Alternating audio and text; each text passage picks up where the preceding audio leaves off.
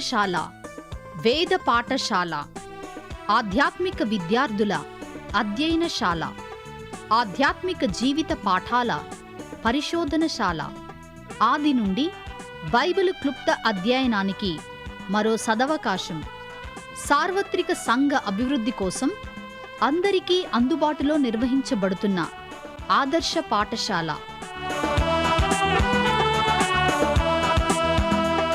వినండి, వేద పాఠశాలలో పరలోక పాఠాలు. విశ్వవాణి రేడియో శ్రోతలకు యేసుక్రీస్తు నామములో శుభములు. బైబిల్ పరిశోధన భాగములో పాత నిబంధనలోని న్యాయాధిపతుల గ్రంథాన్ని రెండవసారి ధ్యానించుకోబోతున్నాం. ఈ న్యాయాధిపతుల గ్రంథములో హెబ్రీ చరిత్రలోని ముఖ్య విషయాల్లో కూడిన చక్రము 7 సార్లు పునరావృతం కావడం మనం చూసాం. అనగా 7 సార్లు వారు దేవుడు ఉద్దేశించిన మార్గాల్లో నుండి తొలగిపోయారు. చరిత్ర కాల గమనములో ఉదాహరణకు 12 గంటలకు వారు దేవునితో సరైన సంబంధాన్ని కలిగి ఉండి సరైన స్థానములో ఉన్నారు. మరల 1 గంటకు ఆత్మీయంగా పడిపోతూ 2-3 గంటలకు నైతికంగా రాజకీయంగా పతనావస్థకు చేరుకున్నారు. ఇక 4వ గంటకు దేవుడు వారిపైకి విరోధులను లేపాడు. 5-6 గంటల్లో యుద్ధం, ప్రాణనష్టం మరియు చెరపట్టబడిన అనుభవానికి చేరుకున్నారు. 7వ గంటలో దేవునికి మొర్రపెట్టి 8వ గంటలో పశ్చాత్తాపము పొంది 9వ గంటలో ఉజ్జీవాన్ని అనుభవించారు. 10వ గంటలో తాము కష్టస్థితి నుండి విడిపించబడి 11వ గంటలో తమ్మును రక్షించగల న్యాయాధిపతిని వారు పొందారు. ఇంత గొప్ప అనుభవం తర్వాత తిరిగి 12వ గంటలో దేవుని యొద్దకు చేర్చబడుతూ వచ్చారు. ఇలా దేవుని వైపు తిరగడం, తిరిగి స్వల్పకాలములో తప్పిపోవడం, మళ్లీ దేవుని ఆశ్రయించి ఉజ్జీవాన్ని, విడుదలను పొంది దేవుని రక్షణ అనుభవించడం, ఈ విధంగా 400 సంవత్సరాల కాలములో వారికి 7 సార్లు జరిగింది. హెబ్రీ చరిత్ర యొక్క ప్రాముఖ్యమైన ఈ అంశాల్ని జ్ఞాపకం చేసుకోవడం మనకెంతైనా అవసరం. వారి కొన్నిసార్లు సుదీర్ఘకాలం దేవునితో మంచి సంబంధాన్ని కలిగి ఉంటూ వచ్చారు. మరికొన్నిసార్లు దేవుణ్ణి విడిచిన స్థితిలో కూడా ఎక్కువ కాలమే ఉంటూ వచ్చారు. న్యాయాధిపతుల గ్రంథాన్ని మనం ధ్యానిస్తూ అందరి సత్యాల్ని అన్వయించుకోవాలనుకున్నప్పుడు మనం ఒక ప్రశ్న వేసుకోవడం మంచిది. దేవుణ్ణి విసర్జించుట లేక ఆత్మీయంగా తప్పిపోవడం యొక్క పతన స్థితి ఎంతకాలం మనకు నిలిచి ఉంటుంది? దేవునితో మనము ఒప్పందం చేసుకుంటాం. దేవుడు మన బ్రతుకుల్లో లేకపోవడం ద్వారా సంభవించే శ్రమ ఫలితాలను బట్టి దేవుణ్ణి ప్రథమంగా ప్రాముఖ్యంగా కలిగి ఉండే ఒడంబడికను చేసుకుని ఎంతకాలము నిలకడగా నిలవబడగలిగాం? 8 సంవత్సరాల, 8 నెలల, 8 వారాల, 8 రోజులేనా? ఎంతకాలము దేవునితోటి నిబంధనలో లేక ఒప్పందములో నిలువబడగలుగుతున్నాం? ఆయా జాతులు, దేశాలను గూర్చి ఆలోచిస్తే వారు దేవునితోటి నిబంధనలో ఎంతకాలము నిలిచి ఉండగలిగారు? ఇక ఆయా సంఘాల్ని మనం దర్శిద్దాం. గత 40-80 ఏండ్ల క్రిందట వారు సువార్త ప్రకటించిన విధానం ఎట్టిది? ఇప్పుడు ఎట్టి విధానములో పరిచర్య జరుగుతుంది? ఆయా సంఘాల స్థాపకులు వారి జీవిత చరిత్రలను మనము అధ్యయనం చేసినట్టయితే వారి ద్వారా స్థాపించబడి నిర్వహించబడుతున్న సంఘాల ప్రస్తుత పరిస్థితి ఏమిటి? ఈ పరిస్థితిని ఏ పేరుతో మనం పిలవాలి? న్యాయాధిపతుల గ్రంథములో చూడగలిగినట్టి ఆత్మీయమైన వెనుకుబాటు కాదా? న్యాయాధిపతుల గ్రంథం మనకు చూపించే చరిత్ర కాలములో 7 సార్లు జాతి మొత్తంగా తప్పిపోవడం జరిగింది. మొదటిసారిగా వారు సిరియన్ల చేతికి అప్పగించబడి 8 సంవత్సరాలు వారి ఆధీనములో ఉన్నప్పుడు దేవుడు ఒత్నియేలు అనే న్యాయాధిపతిని రక్షకునిగా లేపాడు. ఒత్నియేలు వారిని తమ శత్రువుల చేతి నుండి విడిపించినప్పుడు దేశం 40 సంవత్సరాలు నెమ్మదిని అనుభవించింది. ఆ 40 సంవత్సరాలు వారు దేవునితో సరైన సంబంధం కలిగి ఉన్నారు.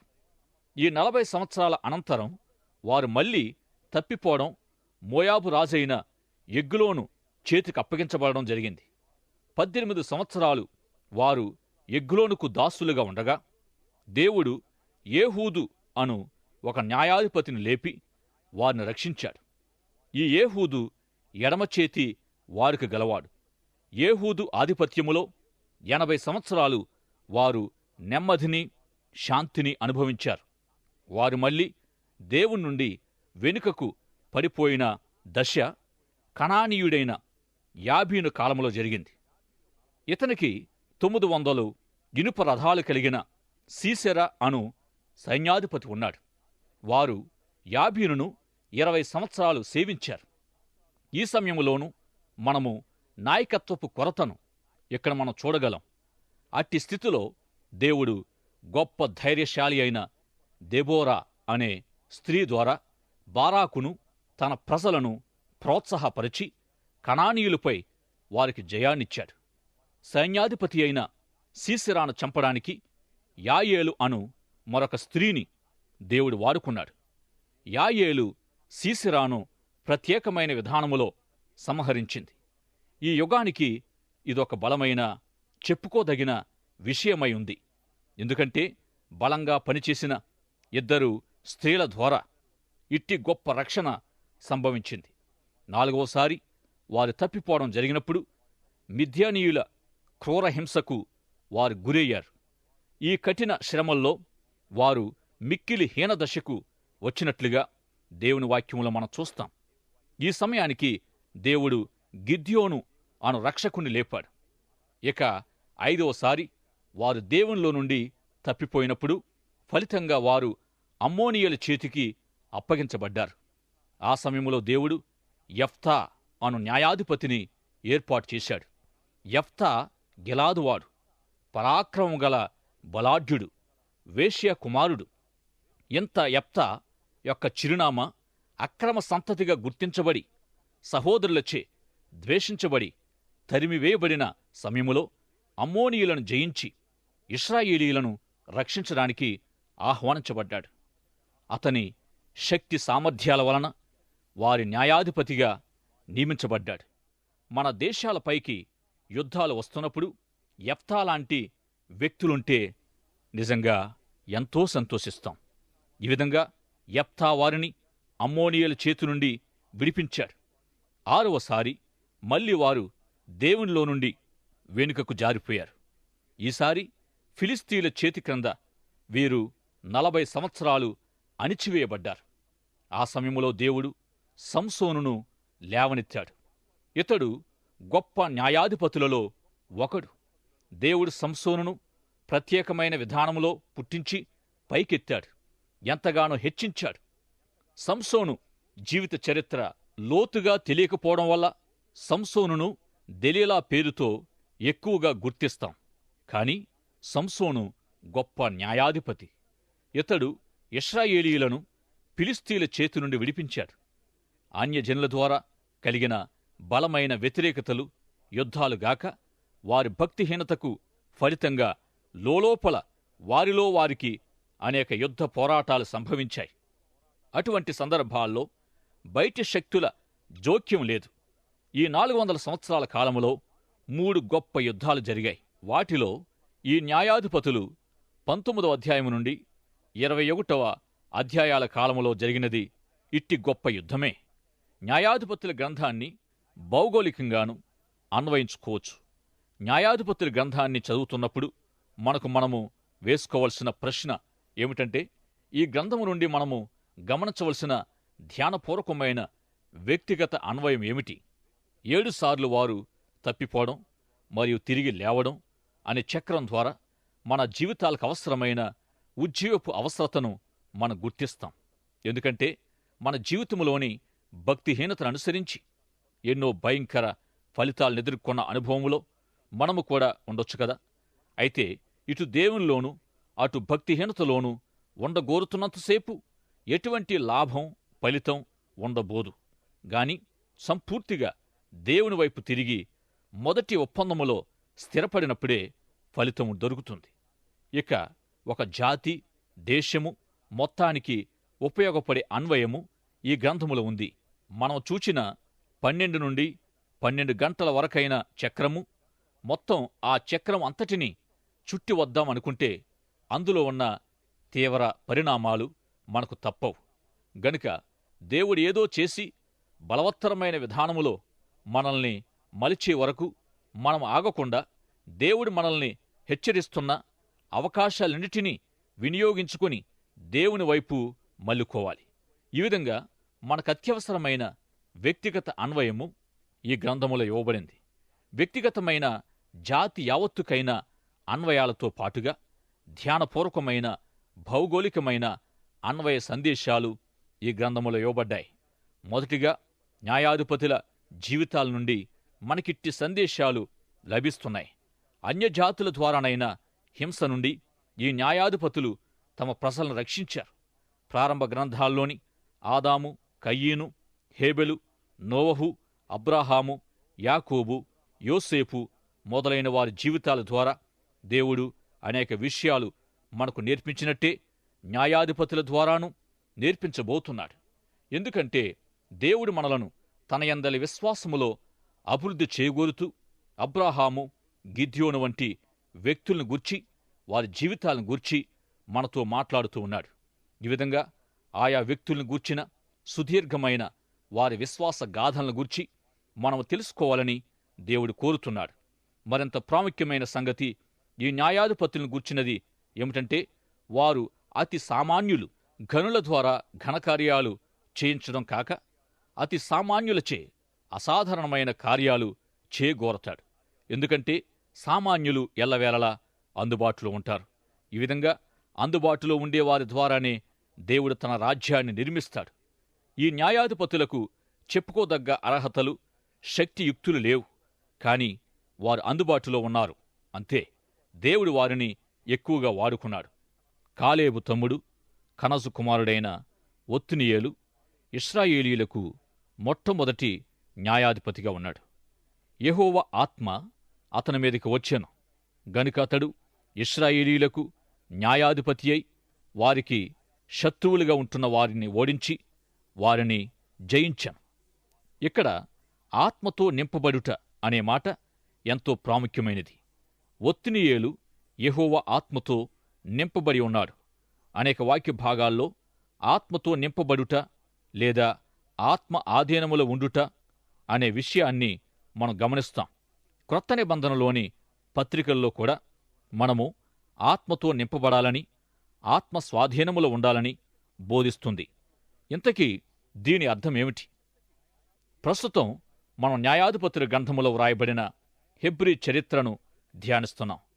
మనము నేర్చుకున్న న్యాయాధిపతుల గ్రంథ ముఖ్య అంశాల్ని మరొకసారి ఈ పాఠములో జ్ఞాపకం చేసుకుందాం. కాలేబు తమ్ముడు, కనజు కుమారుడైన ఒత్నియేలు మొట్టమొదటి న్యాయాధిపతిగా ఇశ్రాయేలీయులను సంరక్షించాడు. ఇతడు శత్రువులపై యుద్ధం చేసి సంపూర్ణమైన విజయాన్ని పొందాడు. అయితే అంత గొప్ప విజయాన్ని అతడు ఎలా పొందాడంటే, ఈ గ్రంథమంతటిలో మనము తరచుగా చూడగల అంశాల్లో ఒకటి దేవుని ఆత్మకార్యం. ఆయా సమయాల్లో దేవునిచే వాడబడిన న్యాయాధిపతులంతా దేవుని ఆత్మ ఆధీనములో ఉన్నట్లుగాను, దేవుని ఆత్మ సహాయముతో శక్తివంతమైన కార్యాలు జరిగించినట్లుగాను మనం చూస్తాం. ఆత్మ ఆధీనములో ఉండుట మరియు ఆత్మచే నింపబడడం, ఈ రెండు విధాలుగా ఈ విషయాన్ని మనము ధ్యానించాలి. క్రొత్త నిబంధనలోని పత్రికల్లో ఆత్మచే నింపబడడం అని మనకు కనిపిస్తుంది. ఆత్మ నింపుదలను గూర్చిన అనేకుల అభిప్రాయము ఏమై ఉన్నదంటే, మనమొక పాత్ర అయినట్టు, దేవుని ఆత్మ ఒక ద్రవ పదార్థము అయినట్టు. ఇక ఏదైనా ఒకనొక పాత్ర పాలు లేక నీరు లేక రసము మొదలైన వాటితో నింపబడినట్టు మనము అంతో ఎంతో కొంతో ఆత్మతో నింపబడవచ్చు అంటారు. అయితే అలా కాదుగాని పరిశుద్ధాత్మ త్రియేక దైవత్వములోని ఒక వాస్తవ వ్యక్తి, పరిపూర్ణమైన వ్యక్తి గనుక కొద్దిగానో మరి కాస్త ఎక్కువగానో ఆత్మతో నింపబడడం అనేది సరైన వివరణ కాదు. నింపబడితే ఆయన పరిపూర్ణత అంతటితో నింపబడతాం, లేకుంటే ఏదీ లేదు. ఇక కొద్ది కొద్దిగా అనేది ఏదీ లేదు. మరో ముఖ్యమైన విషయం ఏమిటంటే, నీవు ఎంతవరకు ఆత్మను కలిగి ఉన్నావు అనేది కాదు, నిన్ను ఎంతవరకు ఆత్మదేవుడు కలిగి ఉన్నాడు అనేది. ఇంకా చెప్పాలంటే ఆయన విషయం మనము ఆలోచించినప్పుడు మన జీవితాల్లో ఆయన కలిగి ఉండే స్థానము కొంచెమో లేక ఎక్కువో అనడానికి అవకాశముంది. ఆయన నీ జీవితంలోనికి వచ్చినప్పుడు నీవు ఆయనకు లోబడే దానిని బట్టి ఆయన తక్కువగానో ఎక్కువగానో ఉండగలడు. నిన్ను నీవు ఆయనకు అధికంగా లోపరుచుకుంటే అధికంగాను, తక్కువగానే అప్పగించుకున్నప్పుడు తక్కువగాను ఉండగలడు. ఈ విధంగా ఎవరైనప్పటికీ ఆయనకు సంపూర్ణముగా స్వాధీనపరుచుకుంటే వారు సంపూర్ణంగా ఆయన ఆధీనములో ఉండగలరు. మద్యముతో మత్తులయుండకుడి, ఆత్మపూర్ణులయుండుడి అని చెప్పడంలో మద్యాన్నో నీటినో త్రాగినట్టు ఆయన్ను త్రాగండి అని కాదుగాని, మద్యాన్ని త్రాగినవాడు మద్యవశుడై ఉంటాడు, తన స్వంత ఆధీనములో ఉండడు. ఆ విధంగా మీ ఆధీనములో మీరుండక పరిశుద్ధాత్మ ఆధీనములో ఉండండి అని పౌలు మాటల్లోని భావం. ఈ విషయమై మరొక అభిప్రాయం ఏమిటంటే, కొందరు ఆత్మతో నింపబడ్డవారు, మరికొంతమంది నింపబడనివారు అనేది. ప్రతి విశ్వాసి ఆత్మతో నింపబడడమో నింపబడకపోవడమో అనేది సత్యం అయినప్పటికీ ఈ విధంగా రెండు ప్రత్యేక తెగలంటూ ఏమీ లేవు. దేవుని వాక్యము ఎల్లవేళలా విశ్వాసి ఆత్మతో నింపబడి ఉండాలని తెలియజేస్తుంది. అయితే ప్రతి విశ్వాసి ఎల్లప్పుడూ ఈ విధంగా ఉండగలుగుతున్నారన్నది అనుకోలేం. అపోస్తుల కార్యముల్లో పెంతుకొస్తు దినాన్న పేతురు ఆత్మచే నింపబడి ప్రసంగించినట్లుగా మనం చూస్తాం. తర్వాత కూడా ఆయా సమయాల్లో అప్పుడప్పుడు పేతురును గూర్చి ఇలాగే వ్రాయబడింది. ఈ విధంగా చెప్పబడిన మధ్య కాలములో పేతురు పరిస్థితి ఏమిటి? అతడు ఆత్మతో నింపబడి ఉన్నాడా లేదా? పరిచర్య అవసరతను బట్టి ఆత్మల రక్షణార్థం దేవుని ఆత్మచే అతడు ఆయా సమయాల్లో దేవుని ఆత్మచే నింపబడ్డాడు అని మనం గ్రహించాలి. అయితే ప్రతిదినము అతనికి అట్టి అనుభవం లేకపోవచ్చు. విశ్వాసి యొక్క అనుదిన సామాన్య జీవితములో కూడా ఆత్మ నడిపింపు లేక నింపుదల అవసరమే. ఇక ఒత్తినియేలు ఆ దినాల్లో ఎవరూ చేయలేని రీతిగా ఇశ్రాయేలు ప్రజల్ని రక్షించడం లేక వారికొక రక్షకునిగా వ్యవహరించడం అనేది కేవలము దేవుని ఆత్మశక్తితోనే జరిగింది, కాని అతని మానవ సామర్థ్యముతో కాదు. ఈ విధంగా దేవుడు అతి సామాన్య వ్యక్తుల్ని వాడుకొని వారి ద్వారా అద్భుత కార్యాలను జరిగించాడనేది కూడా తన ఆత్మ ద్వారానే. తర్వాత మోయాబీలచే జయించబడి మోయాబు రాజు స్థూలకాయుడైన ఎగ్లోనుకు బానిసగా ఉన్నప్పుడు ఎడమచేతి వాడకం కలిగిన ఏహూదును దేవుడు ఇదే విధంగా వాడుకున్నాడు. ఆ దినాల్లో ఒక రాజ్యము మరొక రాజ్యముచే జయించబడినప్పుడు ఈ విజయము లేక జయము పొందినవారు విస్తారమైన పన్ను వసూలు చేసేవారు. ఆ సమయములో ఏహూదు ఆ పన్ను మోసుకెళ్లేవాడు. ఈ పద్ధతి ఆ పన్ను కట్టేవారికి ఎంతో అవమానకరమైన విషయం. ఏహూదు ఎగ్లోను భవనానికి వెళ్లి నిర్ణయమైన ఒకానొక సమయములో పన్ను కట్టాడు. అతడు వెళ్తూ వెళుతూ 18 అంగుళాల వెడల్పైన నడుము నుండి తొడ వరకు వ్రేలాడుతున్న పదునైన 2 అంచుల కత్తి ఒకటి కట్టుకొని మరి వెళ్ళాడు. మోయాబు రాజైన ఎగ్లోనును సంహరించడానికి దేవుడు ఏహూదును బలపరిచాడు.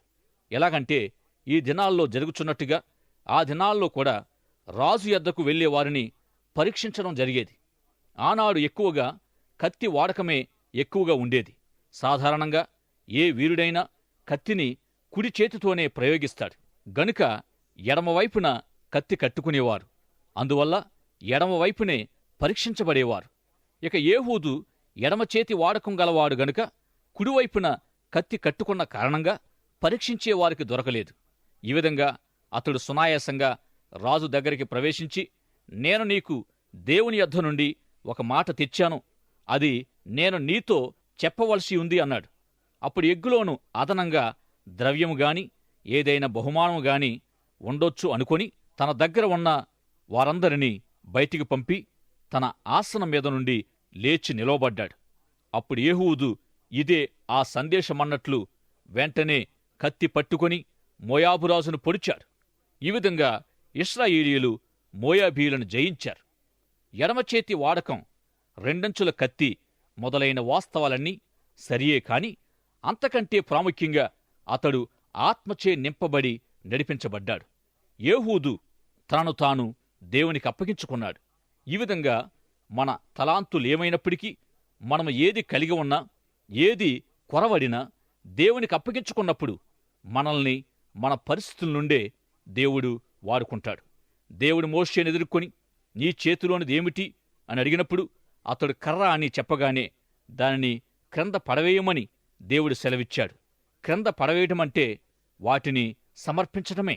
ఇశ్రాయేలీయులను శత్రువుల నుండి విడిపించిన మరొక వ్యక్తి ఇశ్రాయేలీయులకు తల్లి అనబడిన దెబోరా. ఈమె ఒక ప్రత్యేకమైన కృపవారము కలిగి ఉంటూ వచ్చింది. ఎఫ్రాయిము మన్యములోని రామాకు బేతెలుకు మధ్యలో ఒక సరళ వృక్షము క్రింద ఆమె ప్రవచనం చెప్పేది. తీర్పు కొరకు ఇశ్రాయేలీయులు ఆమె చెంతకొచ్చేవారు. అట్టి పరిస్థితిలో ఆమె బారాకు అను వ్యక్తిని పిలిచి దైవాజ్ఞగా 10,000 మంది మనుషులతో కలిసి 900 ఇనుప రథాలు గల కనానీయుల సైన్యాధిపతి అయిన సీసెరాపైకి దండెత్తి ఇశ్రాయేలీయులను రక్షించమని చెబుతుంది.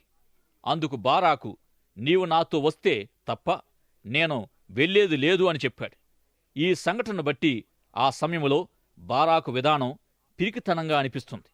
అయితే ఆ ప్రవచనం ఆమె దేవుని యొద్ద నుండి పొందిందో లేదో అనేది పరీక్షించడం వలన కూడా బారాకు దెబోరాను తనతో రమ్మని కోరి ఉండవచ్చు. అయితే దెబోరా, నేను నీ వెంట వచ్చినట్లయితే ఈ ప్రయాణం వలన నీకు ఘనత కలుగదు అని ఖండితంగా చెప్పింది. ఆ విధంగా దెబోరా బారాకు 10,000 మంది మనుషుల్ని వెంటబెట్టుకుని తాబోరు కొండకు వెళ్లి సీసెరాను తరిమారు. దెబోరా చెప్పినట్టుగా దేవుడు సీసెరాను యాయేలు అను ఒక స్త్రీ చేతికి అప్పగించాడు. ఈ అంశంపై మరెంతో గొప్ప వివరణ దేవుని వాక్యములో మనం చూస్తాం. కనాను సైన్యాలు తాబోరు ప్రాంతపు అడవుల్లో దేవుని చిత్త ప్రకారము చెల్లాచెదురు కావడంతో కనాను సైన్యాలు తలొక దిక్కు అయ్యాయి. సీసెరా పరిగెడుతూ కాలినడకన యాయేలు గుడారములో జొచ్చి, నా కోసం ఎవరొచ్చినా బయట పెట్టొద్దని కోరి దాహానికి పాలు త్రాగి అలసినవాడే పడుకున్నాడు. యాయేలు గుడారపు మేకునొకదాన్ని తీసుకుని సీసెరా కణతలలో దిగగొట్టి చంపింది. ఆ విధంగా ఇశ్రాయేలీయులకు జయం కలిగింది. హెబ్రీ చరిత్రలోని ఒకానొక అంధకార సమయములో ఈ విధంగా దేవుడి వారికి విజయమిచ్చాడు. బారాకు, దెబోరా ఆ దినాన ఈ సంఘటనపై విజయ గీతాన్ని ఆలాపించారు. కొన్నిసార్లు మాటలతో వ్యక్తీకరించలేని, ప్రకటించలేని విషయాలు స్తుతి పాటలతో వర్ణించవచ్చు. ఇది పరిశుద్ధాత్మ కృపావరం. ఎర్ర సముద్రము పాయలైన అద్భుత సందర్భంలో వారు పాటలతో తమ స్తుతిని ప్రచురపరిచారు. శ్రమానుభవంలో కూడా స్తుతి కీర్తనలు ఎంతో సహాయకరం కాగలవు. యేసు ప్రభు శిలువకు వెళ్లే ముందు ప్రభువు మరియు శిష్యులు కలిసి కీర్తన పాడారు. కృతజ్ఞతార్పణలు చెల్లిస్తూ కీర్తనలు పాడుతూ ఆయన గుమ్మములలో, ఆవరణలో ప్రవేశిస్తూ ఆయన సన్నిధికి రావాలని 100వ కీర్తనలో దావీదు తెలియజేశాడు. దేవుని మందిర ద్వారాల దగ్గరే స్తుతి ఆరాధనలు ప్రారంభం కావాలని ఈ అధ్యాయములో మనం చూస్తాం. తాము పొందిన గొప్ప విజయానికి దెబోరా, బారాకులు పాటలతో దేవుని స్తుతించి ప్రకటించారు. ఈ విధంగా న్యాయాధిపతులంతా సామాన్యులు, గుర్తింపు లేని వారైనప్పుడు దేవుడు వారిని వినియోగించుకున్నాడు. ఎందుకంటే వారు దేవునికి అందుబాటులో ఉన్నారు. ప్రియ సోదరుడా, సోదరి, నిన్ను నీవు ఒక సామాన్యునిగా భావించుకొనుచున్నావా? నీవు సామాన్యుడవు గనుక దేవుడు నిన్ను వాడుకోడు అని భావిస్తున్నావా? దేవుడు తన అసాధారణమైన కార్యాలను సాధారణ వ్యక్తుల ద్వారానే జరిగిస్తాడు. ఈ గ్రంథంలోని ముఖ్య సందేశం కూడా ఇదే. గనుక మీరు కూడా దేవునికి అందుబాటులో జీవించి దేవుని చేత గొప్పగా వాడబడ్డానికి ప్రభు మీకు సహాయం చేయనుగాక. ఆమేన్.